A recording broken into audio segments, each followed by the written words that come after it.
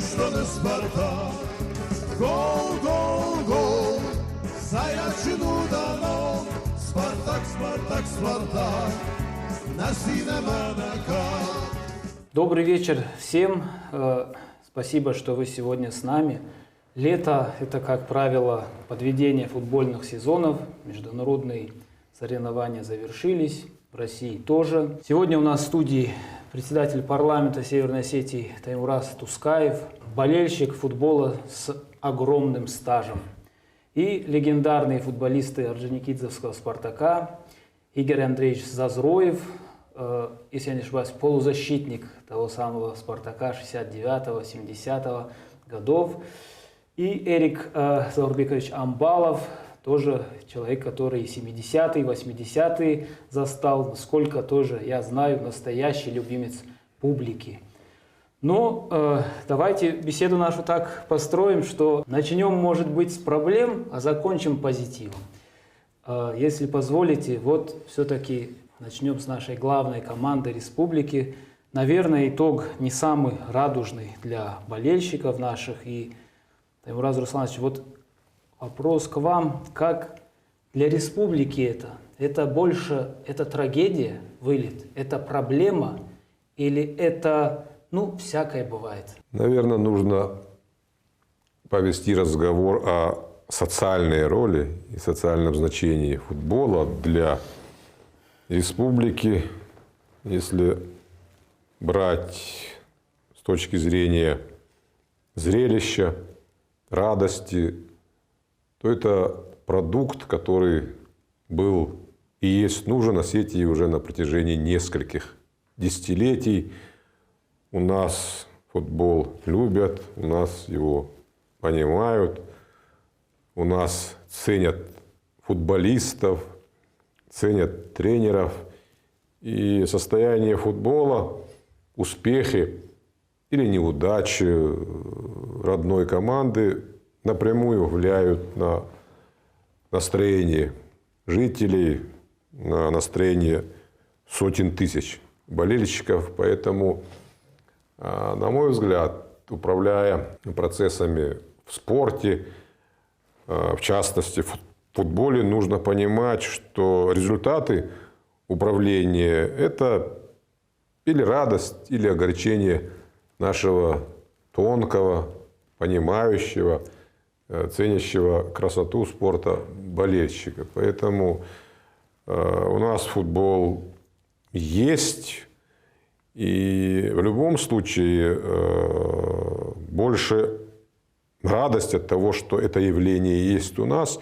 А то, что касается неудач главной футбольной команды, то для того, чтобы завтра увидеть другие результаты, нужно провести такой системный анализ факторов, влияющих на результат основной команды, начиная со школьного футбола, с детско-юношеского футбола, начиная с анализа методик подготовки специалистов, футболистов, юных всех возрастов.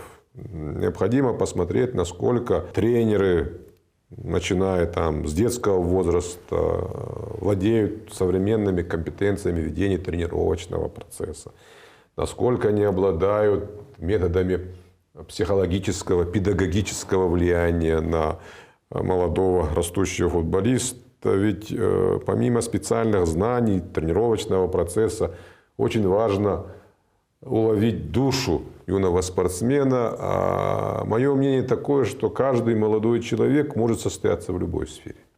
Просто нужно ему привить определенные качества и дать веру, работать с ним. И тогда получится или хороший, или выдающийся спортсмен, деятель культуры, инженер. И таковы подходы в любой сфере. А так, если говорить в целом о результатах, конечно, мы все огорчены. Мы не думали о том, что команда будет играть на уровне второй лиги. Можно по-разному эту лигу называть. ПФЛ как-то, это третий уровень качества. И мы ждали другие результаты, мы ждали выхода в высшую лигу. Конечно, это огорчает, это есть нехорошо, но тем не менее, сегодня наша задача из того ресурса, который есть, создавать качественный футбольный продукт осетинский, потому что Осетия была, есть и будет футбольным регионом. И мы всегда болели за своих. Ходили на личности, вот, которые сегодня в нашей аудитории присутствуют. Игорь Зазроев и Эрик Амбалов именно были личностями, которых любили. И каждый считал, что это вот старший брат или друг, член семьи практически. Поэтому хочется болеть за тех людей, которые выросли во Владикавказских дворах, на улицах Беслана, Чекалы, Дигары, Ордона. И тогда болеется тоже по-другому. И восприятие футбола тоже совсем другое. Вот мне недавно попалась книжка нашего известного спортивного журналиста Олега Доева «Футбол моего детства» под таким названием «Эйсебио забивает». И вот он рассказывал, как во дворах находили. Я чуть продолжу. Социальное явление в том, что футбол формирует у детей очень ценные качества. Качество дружить. Качество сохранять дружбу на многие годы. Вот я с кем играл на кожаный мяч. Там, неважно, чекалинские ребята, там, бесланские, городские. Мы до сих пор общаемся как близкие товарищи. Это вот формирует, еще объединяет вот такое правильное спортивное сообщество. Поэтому к развитию футбола нужно подходить как с точки зрения очень высокого социального явления, формирующего благоприятный, духовный, братский климат между людьми. Вот такое, может быть, не совсем короткое объяснение текущей ситуации, но вот моя позиция вот такова, Александр. Спасибо. Игорь Андреевич, вы сегодня президент Федерации футбола Северной Осетии. Вы что можете сказать о текущем положении дел? В текущем положении что можно сказать? Первое, самая главная наша беда – это то, что у нас нет стадиона. Команда практически 5 лет играет на выезде. Вы думаете, со стадионом что-то изменится? Вот на стадионе хотя бы будет свой болельщик. Ведь болельщик поднимает дух сюда команды. Если около тебя ты приезжаешь в другой город, а там за тебя никто не болеет, как можно в футбол играть? Эрик Заурбекович, вы что скажете? В целом о футболе, вот именно о команде, в целом о футболе, что молодежь сейчас мы только что говорили, вот сезон заканчивали, 17, 18, 19 лет. Это со школ, с академии, с это, вот, как, Гогни, он, бедный, он говорит, буду работать, он прямо мне, я, говорит, буду работать, вот пока так. То, что есть. Давайте о возрастных игроках, о возрасте еще поговорим. А вот чтобы уже плавно от темы клуба перейти, вот, Таймураз Русланович, все-таки вот этот вылет во вторую лигу, на ваш взгляд, это неожиданность или это закономерность? Для меня, как человека, который уже несколько десятилетий наблюдает за футболом, находится иногда внутри футбола, чуть-чуть понимает футбол. Для меня это не было неожиданностью. Потому что я прошлые годы тоже помню, вроде бы выходили на позиции, когда можно выйти, много забиваем, и тут ряд поражений сразу. Это и в прошлом году было, позапрошлом году. То есть уже мало осталось, мы на хороших позициях, и тут идет там одно, второе, третье, четвертое, там, допустим, поражение. Я точно не могу сказать, сколько их было, но в решающие моменты команда никогда не показывала результаты, которые обязана показывать команда, претендующая на место в премьер-лиге. То есть класс проявляется в том, что ты в нужный момент показываешь нужный результат. А когда в нужный момент ты из года в год показываешь результаты отрицательные, то это говорит о каких-то проблемах внутри команды. Для меня это не было неожиданностью. Совершенно не было. Тем более сначала было видно. Вот я не ездил, не смотрел, но по результатам было видно, что мы вполне идем к тому, к чему пришли. Поэтому, это мое субъективное мнение, но для меня это не было неожиданностью. Ну вот из этого исходит вот то, что, о чем вы сейчас сказали. У нас слишком много молодых футболистов. Но, Игорь Андреевич, разве в вашем «Спартаке» не были молодые футболисты? Насколько я знаю, если я не ошибаюсь, Мириков, Абаев, им же всем меньше 20 тоже было. А какие задачи они решали? Это ведь не была первая лига российская, это первая лига, выиграли первую лигу союзного чемпионата. Как тогда получалось, что тогда система подготовки позволяла вот таких футболистов взращивать, а сегодня мы почему-то на это сетуем, что ну якобы им 18-19. Хотя современный футбол, я думаю, вы тоже следите, да, он в 17 лет человек на золотой мяч претендует уже в Испании. Нет, у нас растет хорошая молодежь. Я вот сейчас, когда окунает чемпионат республики, сейчас у меня нет. У нас вот есть команда Лабуда, Алагирская. Там есть Цугоев парень, нападающий, великолепный, скорость, техничный, злой, забивной. Вот сейчас в последней игре он 4 мяча забил. А сколько лет ему? Они 21 год. Вот он 4 мяча, сейчас у него на счету уже где-то около 25 мячей забитых. Он еще первый круг не закончился. В каждой игре он 2-3 минуты, вот сейчас 4 мяча забил вот в туре. Хороший пацан. Но он играет за Алагир, и, как вам сказать, нету перспективы. А почему нет? Ну, потому что он, я даже не знаю, тренируются они, готовятся, не тренируются. У них там есть тренер, парень, Талпаров, Аслан, хороший парень, очень такой. Он с ними занимается, переживает сильно все. Но я вижу, что тоже он чувствует, что вот что-то не хватает команде. А команда очень играющая. Она, Барсы, наша команда, которая Мильзахова команда была, в прошлом году разорвали здесь, я был на игре, там 7-2. Они рвали просто нас. Я когда посмотрел, думаю, это команда второй лиги. Ну, играющая команда, хорошие пацаны. Вот в чем-то. И есть, но надо же уделять им внимание. А в системе подготовки, Эрик Заурбекович, вы какие-то отличия видите между тем, как вас готовили и передавали именно в команду мастеров и сегодня? Хочется понять именно, в чем причина, почему вы были уже готовыми футболистами, способными серьезные задачи решать, а сегодня все-таки как-то игрока подводишь, и ну, он не Знаешь, я тебе сразу отвечу так, что раньше люди были другие. Они какие-то были и повзрослее. Вот сейчас 17-летнего и того 17-летнего, тот уже видно вот такой, а сейчас или природа, или что. И что тут самое главное подготовка. И кто-то там тренировался, не вышел. А одного взяли, 2 тренировки сделал, он уже понравился, все. То есть от человека, от самого многое зависит, как он... Еще раньше все, как люди футбол учились во дворах. Я, например, сам лично, я во дворе тренировался. До того, как я пошел в школу футбольную в Тбилиси, я во дворе бегал день и ночь. Я финты разучивал во дворе на асфальте. Отсюда начинается все. И техника, и это, и бьют тебя, и травмы бывают, все. Но там он крепнет. А до сюда приходит, он уже готовый почти, да, на все. А сейчас приходит, он как тряпка, и что? Ну, чуть-чуть нагрузку получил, все. Или там заболело, или здесь заболело, или у него сердце болит, или то, или это, и все. Таймураз Русланович, вы как видите выход? Мы не можем сейчас насильно вернуть людей в то время, отнять у них телефоны, заставить играть на асфальте.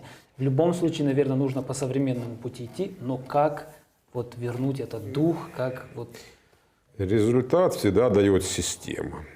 Вот Игорь Андреевич затронул проблемы чемпионата республики. И раньше чемпионат СССР это был уровневый чемпионат. Там доигрывали солидные футболисты, бывшие игроки основной команды.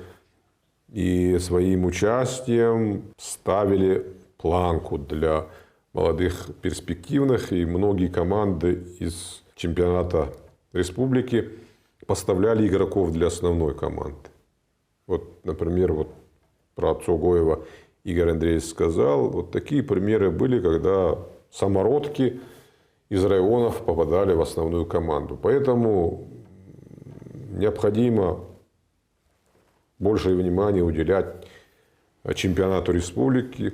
И для этого в каждом муниципальном образовании 8 районов, городской округ, должно быть большее внимание одной основной взрослой команде. Создавать условия, есть механизмы определенные, чтобы эта команда была солидная, чтобы на нее ходили, за нее болели. Вот в Чекале в 2018 году по госпрограммам установили футбольное поле искусственное, заявили команду во вторую лигу, и сразу появилось оживление. То есть родная команда, сельская, на нее стали ходить, а вот этот интерес уже возбуждает заинтересованность в молодых футболистах, хотя бы вот для 10-летнего интересно выйти за районную команду, поиграть, и тогда появляется азарт, желание. И тут надо посмотреть. Раньше были крупные предприятия, которые финансировали футбольные команды. Сейчас их нет, но все равно нужно находить. Команда высшего уровня может основываться только на таком широком фундаменте, который формирует игроков. И вот это нужно возрождать и средства находить, безусловно. Футбол должен присутствовать во всех районах. Поэтому нужна, конечно, безусловно, специальная команда по созданию стадионов. Не обязательно там с трибунами на несколько тысяч, но хотя бы райцентр должен обладать стадионом хотя бы на 1000 зрителей.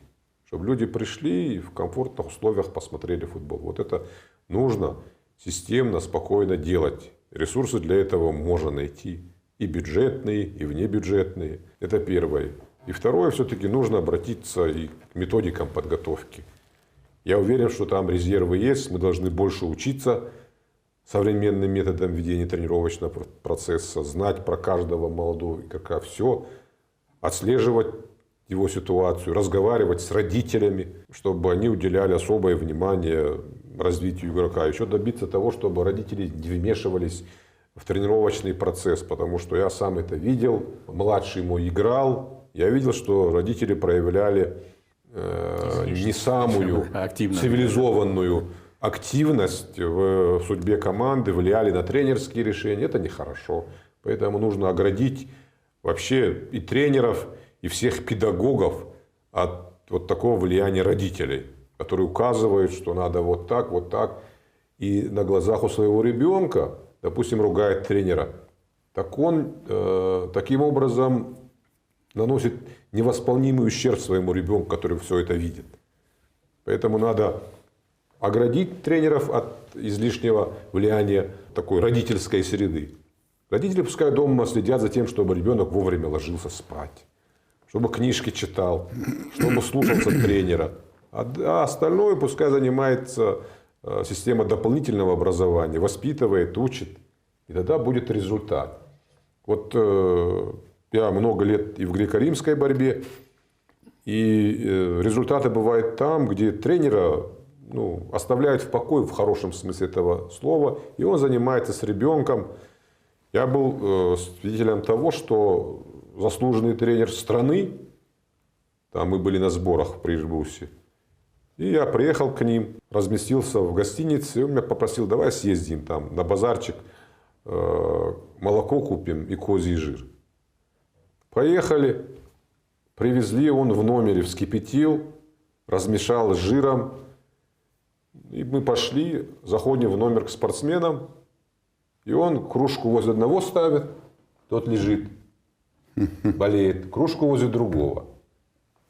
Я тогда понял, что такое настоящий тренер. Вот из этих ребят один стал олимпийским чемпионом, а другой стал серебряным призером Олимпийских игр. Вот тренер, это отец, ему не надо мешать. Ему надо помогать, а вот вмешиваться в процесс, кого ставить в состав, твоего сына или соседа там, это не дело родителя. А вот это тоже явление такое, не совсем хорошее, этическое. Вот тут тоже нужно, конечно, наводить порядок и защитить тренера. И в то же время посмотреть, по каким методикам идет тренировочный процесс. Там много факторов.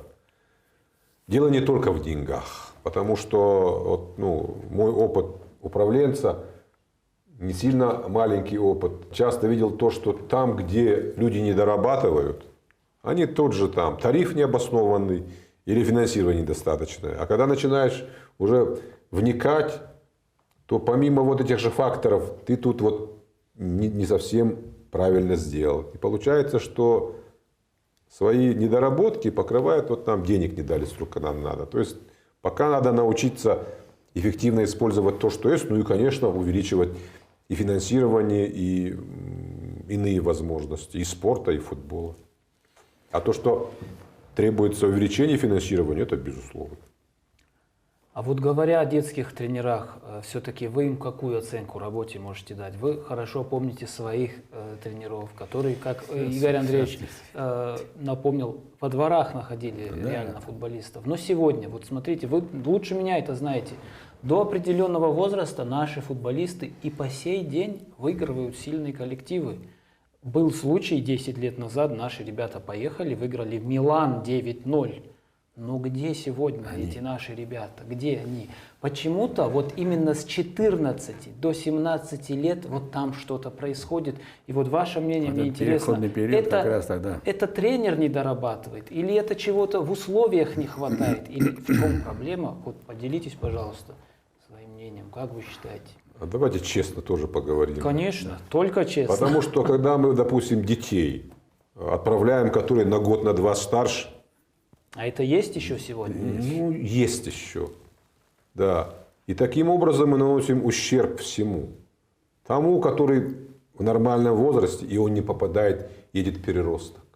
И самому себе тоже надо. И самому себе. Поэтому и дальше не бывает результата. Вот и все. Милан 9-0 при равных условиях тяжело выиграть. Потому что там система. Ну, выиграть. Вот. Поэтому тут надо тоже наводить порядок. Зачем нам вот такие результаты детско-юношеские, которые кривым способом достигнут? Не все, конечно, но есть, такое тоже есть. Поэтому с этим тоже надо бороться и не убивать будущее у спорта и у спортсмена. Я еще, знаешь, вот я хотел бы здесь отметить, есть ребята, энтузиасты, вот, например, с республики у меня, есть 4-5 человек, которые за свои деньги держат команды. За свои деньги, любят они футбол. Вот Дигара, Тукаев, Рустам. Я вам скажу, 2 футбольных поля у него. Одно футбольное поле я ему привез искусственное, нам дал Москва. Одно у него естественное. У него раздевалки, душевые, радиорубка, освещение, зал. Это в Дигаре, все. Вот он любит футбол. И он чемпион стал в этом году. И это высшая лига. И вторая команда Дигары тоже чемпионом республики стали. Он пацанов обкатал, молодежь обкатал, чтобы здесь. Сейчас он играл, эти стыковые игры у них были. Они с Махачкалой, я постоянно смотрел. Они их перебегали, переиграли, сыграли здорово. И у меня таких энтузиазмов, да сколько? Вот Нокфалтар, тоже команда. Кокаевара. Тоже парень любит футбол, на свои деньги держит эту команду, тренирует сам, работает сам. Что-то там у него бизнес какой-то. Да. Гогай у нас, Миша, вот этот, Алагирский, тоже фанат. Есть у нас любители вот такие. У нас вот Кантемиров был, Арон в Шита-Сити был. Сейчас он работу ему дали какую-то, он туда ушел. Шита-Сити вся его команда была. Он их тренировал, готовил. Есть такие. Но... Тукаев, Рустам вот как раз был очень хороший пример. Очень. Игорь привели. Дюкову я послал, его все эти документы послал Дюкову, и Дюков мне потом присылает, на это и пишет мне. Эту команду можно даже во второй лиге допускать играть, потому что все есть. А лицензия? Так, лицензия, так он получит лицензию, как он? У него все есть там. Радиорубка, охрана, душевые, все у него, освещение даже есть. Вечером играть можно у него. Эрик Заурбекович, вы что скажете о детско-юношеском футболе, о тренерах? Всем ли вы довольны? Тренера, у меня вот тренера как такового не было вот совсем. Это только вот Иван Константинович Каниди вот в школе первой, который вот он физрук был, Камюнда был. Вот он как-то и сначала в легкую атлетику, потом уже там шел футбол. А молодежь, школы вроде работают, академия работает уже столько лет. И тренера. Они же вообще идут, какие-то экзамены сдают вроде эти тренера. Ну, они бывают, их вызывают, они лицензию должны получить определенную категорию. С, Б, с кем, кого ты тренируешь, детей, младшего возраста, старшего. А у них категории. Детский тренер это особый, он не команда мастеров, там свой подход, там индивидуально с каждым как-то что-то, это отдельный. Просто хочется понять первопричину, почему у нас перестали выпускаться высококлассные футболисты. Все-таки было недавно еще время, когда в премьер-лиге там в каждой команде осетины играли. С тех пор, как Дзагоев закончил, но сейчас, слава богу, да, есть Акацев, есть еще несколько, но это очень мало. Ну, Акацев тоже Да, не продукт совсем. футбольной академии Краснодара. Это надо объективно признать. Мы все за Краснодар болели из-за Станислава Акацева, хотели, чтобы Ну, начинал наш на юности земляк- все-таки. Начинал, да, но футболистом стал. Мы это приветствуем, радуемся, но надо объективно признать, что его футболистом сделал Краснодар. И у вас вопрос совершенно правильный. Нужно, начиная с детского футбола, школьного футбола, провести анализ, как проводится ежедневный тренировочный процесс. Контроль нужен.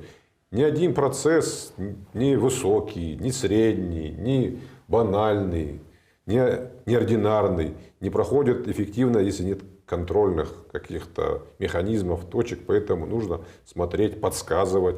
Если мы не выпускаем футболистов, значит, в этом процессе что-то не так. А какой орган может быть уполномочен контролировать вот этот процесс? Есть два органа, которые занимаются регулированием детских школ спортивных. Это Министерство образования, Министерство спорта. Плюс система дополнительного образования в каждом муниципальном районе. И там тоже должно все происходить под эгидой двух главных министерств. Министерства образования, Министерства спорта. Министерство спорта – это орган исполнительной власти, который определяет государственную политику в спорте. Поэтому нацеленность на спортивные результаты высокого уровня должна обеспечиваться вот теми многочисленными мероприятиями внизу, которые должны быть системными. Вовремя начинать тренировку, вовремя заканчивать, работать по единой методике, смотреть за дисциплиной. И все это все просто. А вы не согласитесь, может, ну, как будто бы оценку футбольному вот, сообществу, школам, как будто бы должен исключительно футбольный человек. Не согласны вы с этим? Ну разве человек, который всю жизнь в футболе не прожил, кто сам не играл, кто через это не прошел, он может объективную и вот тонкости, как вы до этого сказали, тонкости увидеть, вот проблемы? Спортом у нас, в принципе, вот в те времена занимались все. Вот. И не обязательно должен процессом управлять там человек, который добился высот именно в спорте, но любящий, понимающий и знающий. То есть профессионал. Все. И если у нас нет результатов, значит, не так тренируем на всех уровнях. Не так работаем. Не бывает случайностей. Нету полей или не так используем. Вот. И тут надо вот системно подойти и сказать, что да, футбольное хозяйство требует ревизии, требует анализа и требует каких-то конкретных действий. Административных, организационных. Мы сказали, вспомнили о Станиславе Акацеве. Давайте вот обсудим, я бы сказал, феномен Краснодара, потому что вся страна говорит то, что Галицкий эту победу принес городу. И, наверное, любой футбольный клуб, может, за исключением «Зенита», хотел бы иметь своего Галицкого. И у нас на просторах интернета часто пишут, Алании нужен свой Галицкий. Но давайте, наверное, не получится, да, где его найти. И все же, как вам кажется, каков наш выход, учитывая наши особенности нашего региона, как правильно нам выстроить работу? То есть у нас это... Ну, понятно, наверное, республика не может потянуть, но и Галицкого нет. Что нам делать тогда? Как вы считаете? Игорь Андреевич, как вы считаете? Первым долгом, конечно, нам надо восстановить те традиции, которые у нас были. Мы еще потеряли бы тогда, когда Мусут Саликов, царство небесное, был президентом, нашу республику на 5 лет отстранили от футбола. На 5 лет. Это когда было? 90-е годы. Я в Элисте работал тогда. Я приехал 5 лет, наша республика. Валера Газаев полетел в Москву с Колосковым договорился. Аланию хотели снять, наказать, да. И Валера полетел в Москву и оставил команду. А мы 5 лет не участвовали в чемпионатах. Юноши, вот эти вообще убрали с нас. Цаликов тогда был президент. За вмешательство в работу Федерации футбола эти взяли, да, наказали. Всю республику наказали, не только Мусу Цаликов. 5 лет не играли. Сейчас тоже вот у нас такая обстановка, что непонятно. Все лезут, что-то хотят, чего-то. Никто ничего. Вот сейчас я лечу в Москву, я хочу к Дзюкову зайти и сказать, я с ним в хороших отношениях, честно. Он еще нам дал поле футбольное для Академии. Вот сейчас прислал он для Академии в Каниде. Большое поле, большое Беслан, поле. да? Беслан. Я написал письмо, что в связи с 20-летием трагедии прошу помочь поле у них. И они получили поле, 14 миллионов стоит поле. Вы где видите, Таймураз Русланович, где начались наши проблемы? Когда, с чего? Начались, наверное, с детско-юношеского футбола. Год хотелось бы. Ну, А не как? точный, а период. Это год не скажешь. Период. Это никто не скажет, это трудно. Такие вещи одним годом Не делается. не делаются, да. Поэтому оттуда началось, и система управления футболом, она не предполагала увязку уровней футбола. Один момент, перекос в сторону, допустим, профессиональной команды, без учета там. Не может команда ПФЛ играть, если нет команды уровня первой и второй лиги. Не может. Если мы хотим солидное футбольное хозяйство, в том же Краснодарском крае, мы с ними не можем конкурировать по территориям, по масштабам, по финансам, но там десятки команд.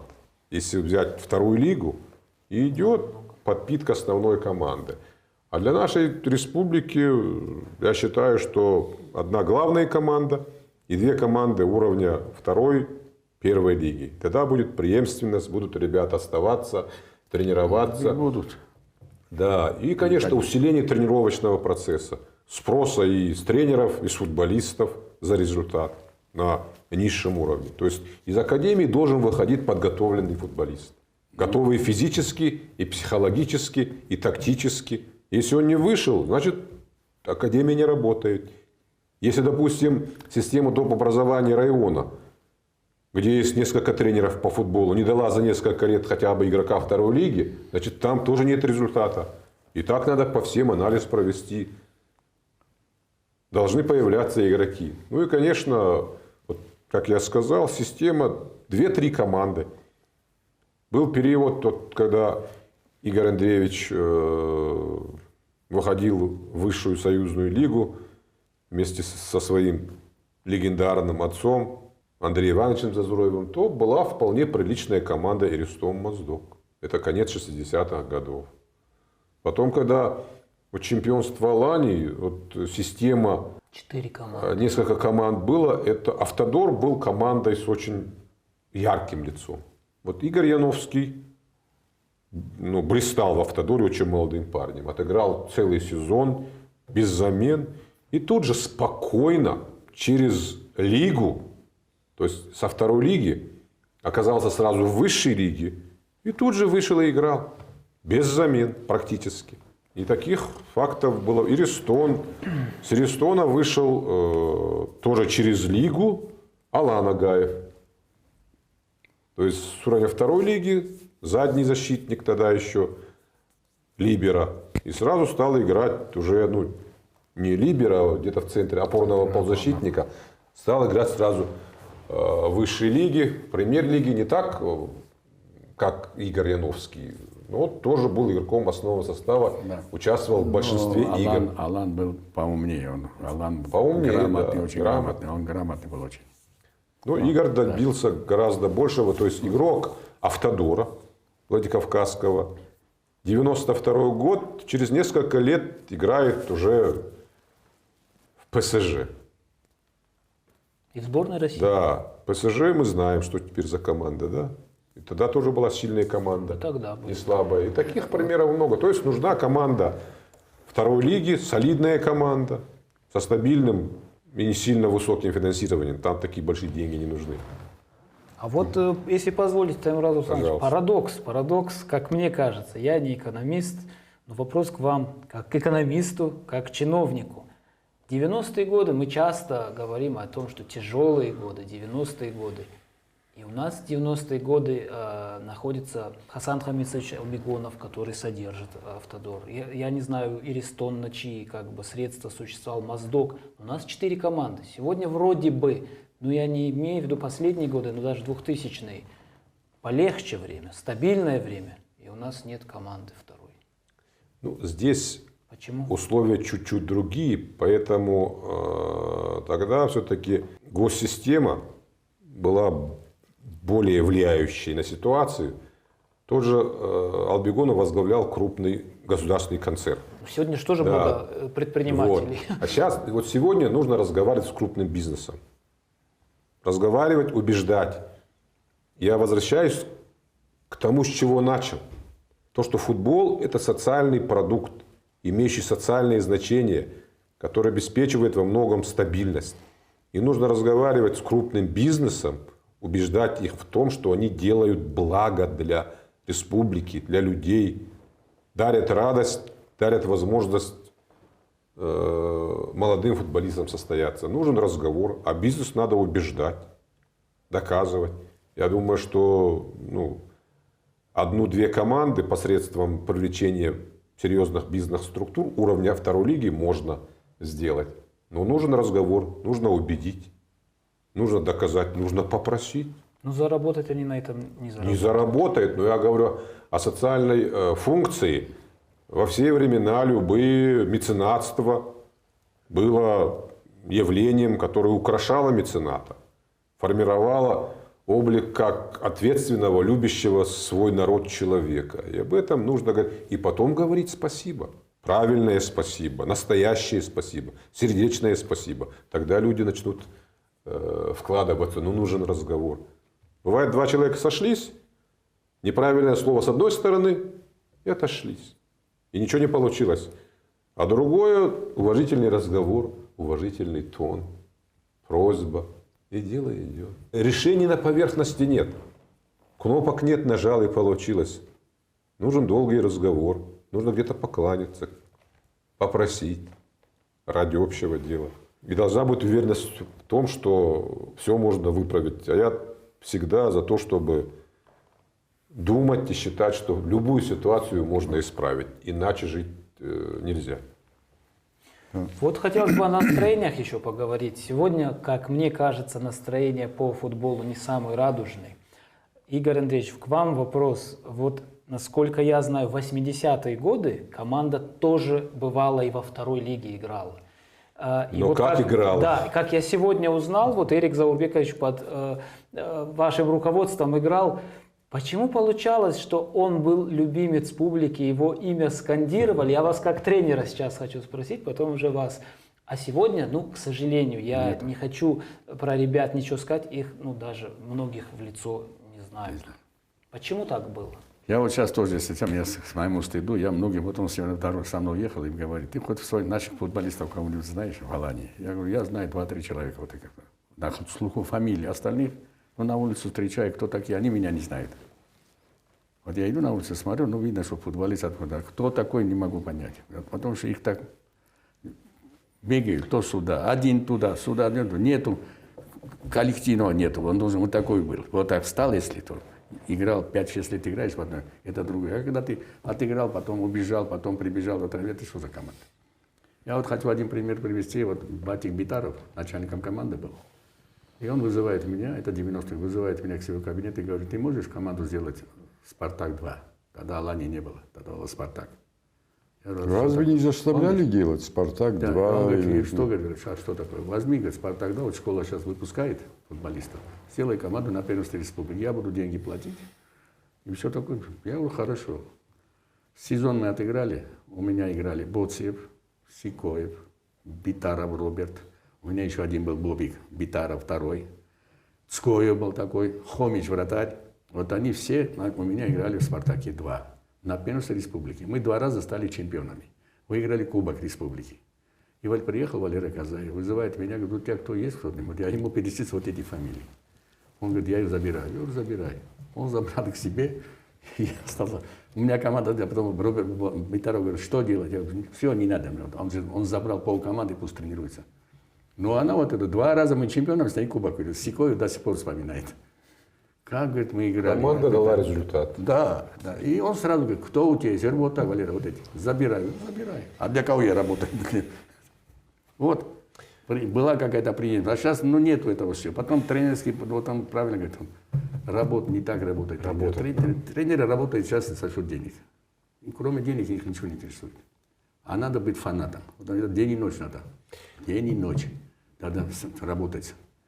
В спорте без фанатизма Да, не бывает. нет. Вот я, допустим, ну, родственники, молодые ребята, там кто-то борьбой занимается, кто-то еще чем-то, вроде там уровня мастера спорта, там кто-то что-то выиграл. И вот я стараюсь там, а у меня есть выражение, может быть, грубое или жесткое, но чтобы ты стал чемпионом, ты должен на каждой тренировке умирать. Не просто тренироваться, а через «не могу», отдать все. Умер ты, потом возродился на следующий день. И вот если ты в таком режиме готов работать, то ты будешь железно чемпионом. Нет вариантов, чтобы не стал. А если получается, что у тебя там нога болит, пятка, и ты весь ушел в эту пятку. Потом плечо заболело, и у тебя все проблемы в твоем плече. Ты не думаешь о том, чтобы превозмочь это. Я не говорю там то, что нельзя. Надо за собой следить. Но хороший спортсмен, в принципе, вот коллеги согласятся, он не часто травму получает, потому что он умеет следить за собой. Он разминается, он растягивается. Да, да, ты. Вот был выдающийся футболист времен Игоря Андреевича, Эрика Заурбековича, Блохин Олег, обладатель золотого мяча. Он играл до 40 лет. У него была одна травма за все время. И описывали, что он постоянно ходил к врачам, спрашивал это, то, все, следил за собой. После душа шапку, наверное, одевал. То есть это спорт, это не необычная жизнь. Это жизнь, которую ты посвящаешь тому, чтобы оказаться в форме, пробежать быстрее всех, прыгнуть выше всех, до мяча быстрее добежать. И ты этому посвящаешь все. Не ночному клубу, не удовольствием. А это жизнь, отданная ради победы, ради болельщиков. О таких вещах мало говорят, но это титанический труд тренера и спортсмена. И кто к этому готов, те выигрывают. Совсем недавно вот была дата у Кайшаури. Никогда же у него ни рука, ни нога, Да, ни нет, одной он травмы крепкий за был. столько 80 лет лет было ему, 20 нападающий. Нападающие. Да. Ни голову не разбивался, ничего. Но сам был жесткий. Эрик Заурбекович, на прошлом эфире у нас был в студии диктор стадиона наш. тоже Легендарный известный, легендарный, да, Юрий Астемович Фидаров. Он рассказал историю, которую я несколько раз слышал, хотелось бы из ваших уст услышать. Значит, это 80-е годы, вы бежите с мячом, и стадион скандирует ваше имя, и во время игры вы позволили себе остановиться. Что это было, как это было? Да, это как-то мяч еще в аут ушел, да я помню. А это исландские все вот с этой стороны, где откуда выходили вот футболисты. Ну и я как-то за аутом, за мячом и быстрее Вести в игру. вести в игру. Я, Эрик, я Саканыч, мяч по Саканыч, что ты хочешь? Ну да, не видишь, тороплюсь, я Саканыч. И он оказывается, Юра там был Я сам свидетель, зрителям на стадионе с начала 80-х до прихода Валерия Георгиевича у нас почти каждый год был новый тренер.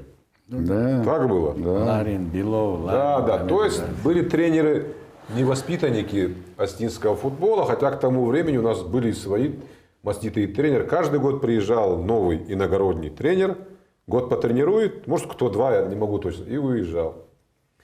Вот. И вот кто-то в это время, не помню кто из тренеров, начал Эрика в запас ставить. Ну, любимца публики там и так далее. Было такое. И, допустим, игра не идет, не хватает энергии, не хватает вот такого напора. И весь стадион начинал скандировать «Эрик». Эрик, Эрик, Эрик. Это вот было вот то, что, о чем я говорю. Это игроки, которых знала улица, которые выросли во дворах владикавказских, орджоникидзевских. И они были свои. И болелось по-другому. И сегодня трудно назвать, например, ярких игроков Алании с 2000 по 2010 год. Тяжело. Да и после тоже тяжело. А вот команда 90-х, 80-х, 70-х мы можем легко навскидку назвать яркие имена, которых болельщик запомнил. Сегодня у нас 90-х здесь нет, к сожалению. Есть вот конец 70-е, 80-е, 60-е чуть-чуть. Ваши любимые футболисты кто были? Да все. Но все-таки вот давайте вот пятерку. Ну, 70-е годы я не могу кого-то, но все. Вот Игорь Андреевич, это легендарный футболист, технический. Эрик. Хасан Мириков был очень колоритным игроком. Таймураз Козырев. Ника Худиев, когда доигрывал он, когда вот во второй лиге там профессор. Молодые, в 70-е, тот же Геннадий Коркин, царство ему небесное. Гена Фролов, Юра Секинаев, тот же Стельмах. Там и каждый выделялся. Марат Зоблаев очень ярко начинал и очень был интересным игроком. Приглашали его и в «Спартак», и куда-то. Эрик Заурбекович, а у вас тогда самый сильный футболист, с кем вы играли на одном поле? Знаешь, как-то мы у Андреевича в кабинете сидим, и Кайшаури заходит. Я ему говорю: Гоги, задумал что-нибудь и про меня, думаю, что-нибудь хоть от... Назови мне вот самый нападающий за всю историю остинского футбола. Кто был? Ты меня обидел вопросом. Сильнее Кайшаури не было и не будет. Так ты меня спрашиваешь. Нету, говорит, и не будет. А кто? Это не слышал, когда Эдик Малафеева приглашал его. Нет. Я у Эдика Малафеева был на стажировке, когда вы учил. В Минске, он Динамо Минске, он чемпионом Союза стал, и я поехал к нему на стажировку от Вышета. И 2 или 3 месяца я с ними был на сборы и разъезжался. Ну, мы подружились с ним. И он мне когда взял, говорит: Эрик Амбалов, говорит, хочу, уговори его, чтобы он приехал ко мне. Я ему все сделаю, создам все условия, все. Я ему говорю: слышишь, Эдик, тебя хочешь видеть? Он говорит: да, оставлю, Андрей. Нет, не будет. Он мне звонит. Ну, это уже второй раз, наверное, да? Да. И он мне звонит, Эдик мне звонит. Ну, что там, Игорь? Я говорю: Василий, я говорю, не пойдет он. Я говорю: что, почему, что случилось? Я говорю, стал начальником Беслановского вокзала. Не жалеете, что не приехали? Что я жалею? Не жалеет, потому что, наверное, можно бегать из команды в команду, что происходит в современном футболе. Но когда ты в одной команде столько лет, и ты народный любимец, не за деньги, не за титул, не за модную прическу, а за способность просто повернуться к зрителю и сказать: сэкономь. Это вот и Эрик, и Игорь именно вот такими и были. А это, это можно заслужить только любовью к своей родине, к своей команде, к своему зрителю. Поэтому всегда ценились, и в профессиональной лиге тот же Есть. Пауло Мальдини проиграл 40 всю лет. жизнь в одной команде. Это другие футболисты, это все-таки Особенно другое ценят, отношение к этому, когда тот же Игорь Акинфеев, Да. феномен, его можно с кем-то сравнить. То есть по человеческим качествам он выше, хотя он сам суперзвезда, но еще и вот это. Это преданность. Это есть патриотизм, это, качества, они, которые не имеют ни времени, они бесценны. Поэтому... Сейчас вот про Белова Андреевич вспомнил. Он типичный москвич со своей харизмой, со своими... И то же самое, вот первая игра была, может, вторая, Эрик, кричат, и он, я говорю, после игры, Что они хотят от тебя? Ты что, всех их знаешь? Я говорю, нет, откуда? А что они кричат? Можете потом быть. Я говорю, наверное, пил с ними. Со всеми. Что я ему еще скажу? Я говорю, а там 25 тысяч народу. Я говорю, ну вот. Он Тимгер. В Кисловодске на сборах его привели, ну, он тренер у нас, главный тренер. И ребята к нему все ходят, а знаешь, что у него деньги всегда были. И, значит, Петрович, одолжи там 20 рублей. Там. Он так, не могу, 50 могу дать. Там не надо мне 20, 50 я не забуду. А 20 могу забыть. А 20 могу забыть. Игорь Андреевич, у вас, наверное, попробую угадать, любимый из партнеров, наверное, Нодар Захарович, да? Ну, да, Попел мы. Мы с Попелой, представьте, мы 7 лет жили в одном номере в гостинице. Почему? Попел же курил, Нодар, сильно притом курил. А я сигарету, у меня отец курил, у меня мать фронтовичка была, мама моя приму курила. И я к сигаретам был привык, мне наплевать. Мы когда с номера выезжали, дежурные когда заходили, которые уборщицы, они с ума сходили. Дым, запах табака невозможно было. Эти, мне наплевать, я засыпал, еще он любил преферанс играть. И до утра преферанс играл. Кого-то позовет, там соседи поймает, Лопухов обыграет, деньги заработает, и потом ложится спать. Выходит вечером играть, идем, больше всех бегает. Я говорю, Нодар, ты ночью не спал. Да. Здоровье. Ну, тренировался. Да, и на тренировках отдавался. Вот то, что это, на тренировках он отдавался полностью. И мы дружили, хотя он старше меня на 8 лет, но мы дружили. Как вам кажется, все-таки вот те времена, которые мы сейчас вспомнили, они еще настанут у нас? И когда? Я уверен, что они настанут. Бывают разные времена. Но мы народ, мы республика с очень крепкими традициями, прочными. У нас сильный фундамент, сильный дух. Я уверен в том, что все футбольные успехи вернутся. Просто нужно время, нужна работа и нужно понимание друг друга. Ну, тут точную дату, Александр, вам никто не знает. У нас был администратор Леха Розенфельд, тоже покойный, царство небесное. Вот он всегда, у него такая присказка: лучше ждать и не дождаться, чем надежду потерять. Отличное выражение. Будут время, вот как Русланович говорит, время все покажет. Если у нас был такие болельщики, как Таймураз Русланович, что думал. Помнишь, как я угадывал в одной игре? Мы там 4-1 проигрывали, что-то такое было. Я говорю, сейчас забьют. И, короче, феноменально. Никто бы не сказал. Да нет, вы по минутам говорили. По минутам, да. На 70 игра, между прочим, он редко пропускает игры. Да, и мы там как бы рядом. 4-1, уже и настроение. Он говорит, на 78-й забьют. Потом на этой забьют. 78-я минута 4-2. Потом, говорит, дополнительные 4-4. Говорит, по минутам говорил, не так общий как-то. А вот, на меня вдохновение нашло, Эрик.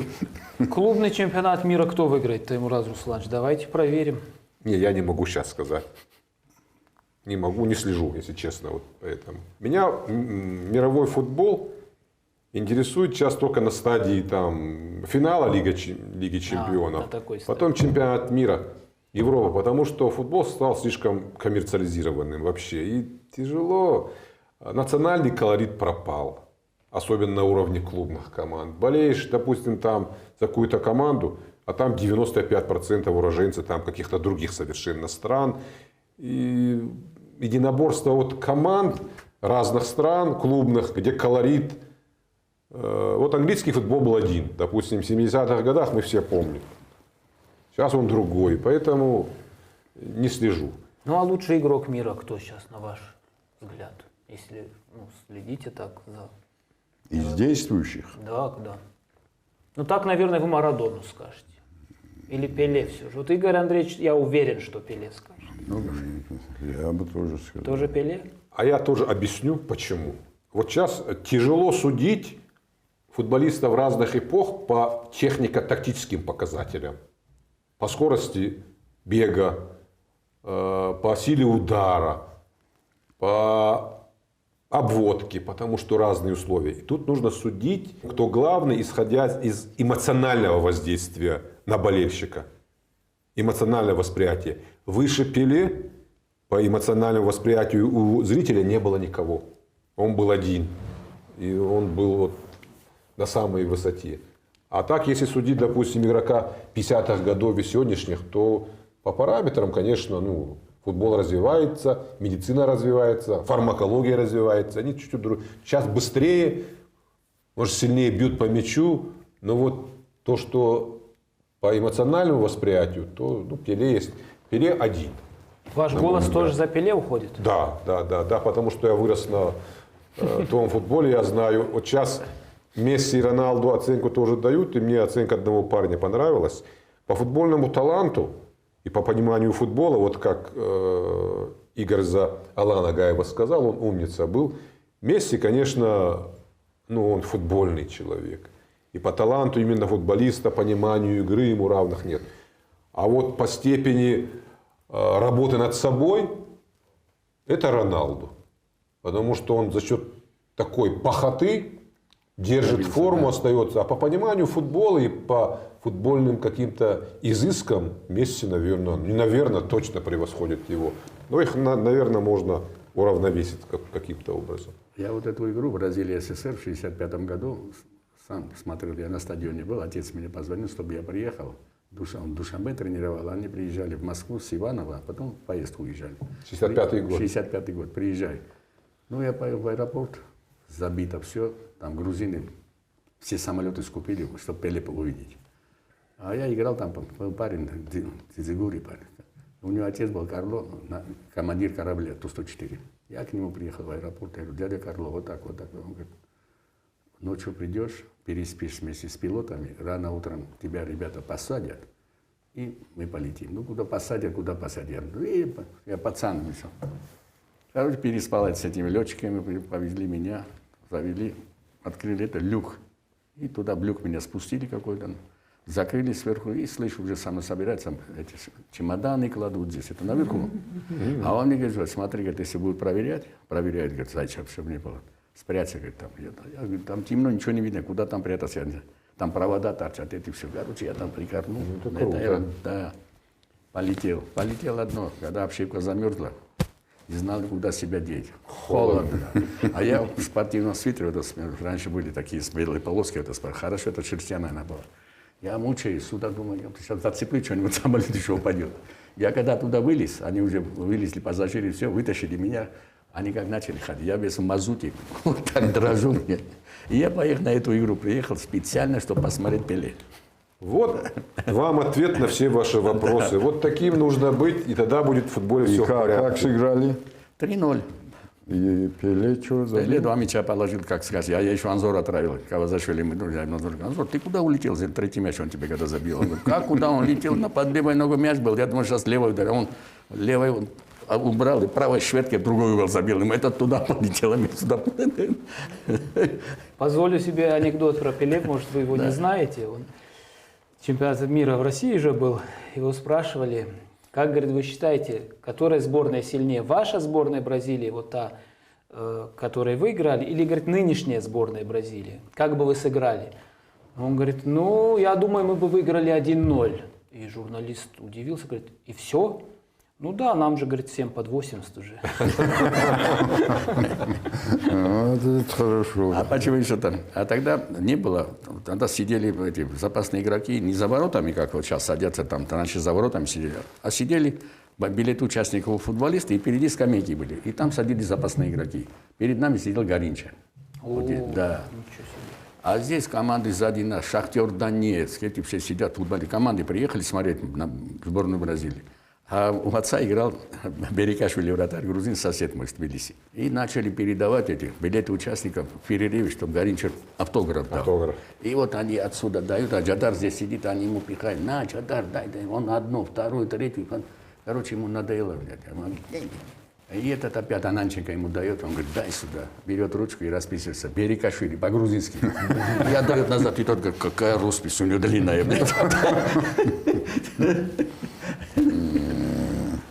Давайте, да. Наверное, мы поблагодарим Александра меня-то за за что. любовь к футболу и за возможность вот в такой непринужденной обстановке обсудить, вспомнить, порадоваться друг другу. Так что продолжайте Да, трудиться на эту благо работу. С футбола. вашей помощью. Да, и чаще зовите футбольных людей, чтобы они свои истории рассказывали. Вот история Игоря Андреевича, когда он полетел на футбол, чтобы посмотреть сборную Бразилии и Пеле, в люке замерз. Это история преданности. Вот таким образом, я думаю, на все будет хорошо. Да, у нас богатая история, которую вы писали, поэтому будем верить, что она продолжится. Дай Бог, дай Бог. І що не Спартак, гол, гол, гол, Заячину дано, Спартак, Спартак, Спартак, на сіне мене